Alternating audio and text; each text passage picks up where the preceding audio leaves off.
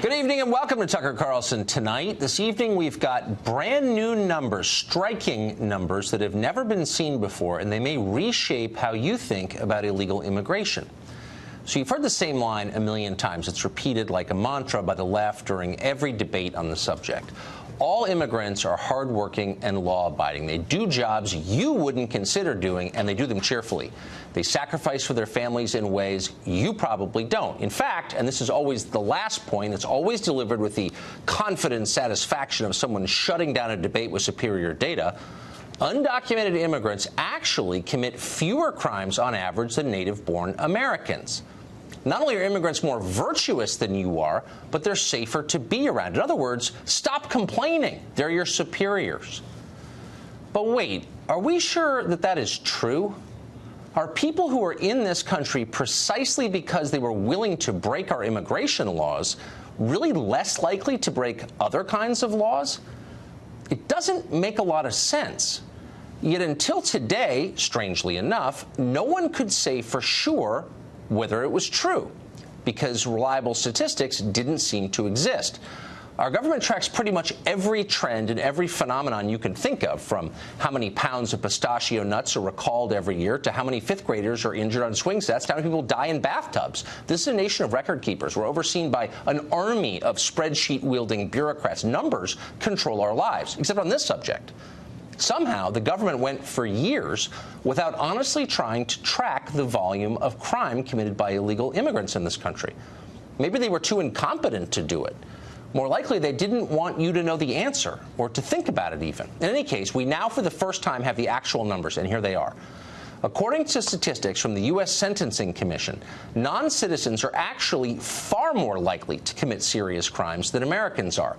Non-citizens account for 22%, more than a fifth, of all federal murder convictions, 18% of fraud convictions, 33% of money laundering convictions, 29% of drug trafficking convictions, and 72% of convictions for drug possession. Meanwhile, the non-citizen percentage of the American population, about 7%. So that is a massively disproportionate amount of crime, not even close. No, immigrants are not more law-abiding and less dangerous than Americans. That's totally untrue. Indeed, it's the opposite of the truth. Non-citizens are more likely to be arrested, convicted, and imprisoned for serious crimes than people who were born here. Much more likely. So why didn't we know this until now? Why have so many people been lying to us about this for so long? That's a question we plan to ask a whole bunch of people. Well, we'll start tonight with Ali Noorani. He is Executive Director of the National Immigration Forum, and he joins us in the studio. Thanks, all, for coming on. Thanks for having me. So this is a conversation I've had, I don't know, a dozen times in the past month on this show, where people say, well, actually, non-citizens are less likely to commit crimes. And they cite some Cato study or something. Now we have definitive numbers on this from the U.S. Sentencing Commission that shows that non-citizens are not just more likely to commit crimes, serious crimes like murder and fraud, drug trafficking, but far more likely to commit those crimes. Why are we just learning this now? Well, the bigger question, I think, Tucker, is how do we make sure that we are keeping the nation secure in a way that's using our valuable law enforcement resources the best way? Because I'll be the first to tell you that we are a nation of laws, and we're a nation that should be keeping Americans safe. Right. So let's make sure that law enforcement are in a position to do their job and get those violent threats, those public safety threats off the streets, particularly if they are immigrants. And the way you do that is that you make sure that the immigrant community can trust local law enforcement. So that's why I'm concerned about the direction of the administration when it comes to immigration enforcement, because they're actually undermining the ability of local law enforcement to do their job. So enforcing, this is like this weird alchemy where enforcing border laws makes us less safe somehow. But let me ask you, if 22% of all federal murder convictions are of non-citizens, but only 7% of the population is non-citizen, that suggests we're letting in the wrong people. It suggests that we should be doing a much better job in terms of local law enforcement. And the way to do that is to make sure that the immigrant community is in a position to report crimes. Because at the end of the day, those individuals who are immigrants who are committing those crimes, you know who the most likely victim is? The immigrant. Well, that's irrelevant. Wait, hold on. So you're saying that, hold on. Let's just pause and let these numbers kind of settle, because these are not been public until today. 22% of all federal murder convictions, non-citizens. 33% of money laundering convictions, non-citizens. 29% drug trafficking. 72% of all convictions for drug possession, non-citizens. Non-citizens are far more likely to commit serious crimes than native-born citizens, and foreign-born citizens, for that matter. Why shouldn't this make us want to radically curtail immigration into the country? It makes me radically want to make sure, I radically want to make sure that law enforcement are able to do their job, because again, those crimes are being committed within the immigrant community. So some are. No, but that's not. I mean, some are, some aren't. Well, hold on. We've got these numbers today, so we actually don't really know where these crimes are being committed. We don't know anything about it other than this. Like, this is the first. No, but if you actually look at the research shows that the immigrant community is the victim of the disproportionate. But it doesn't matter. So then, but what matters? Why are we letting in people who are many times more likely to commit murder, fraud, drug trafficking than people who are born here? Why don't we think through who we let in? Doesn't it suggest that to you? It suggests to me that our immigration system is fundamentally broken, and we need to make sure that those individuals who are here, who are undocumented, are registering for legal status, passing a criminal background check, learning English, and coming out of the shadows. I get that you've got your pre-existing priorities that you want. I understand you do it for a living, and I respect that.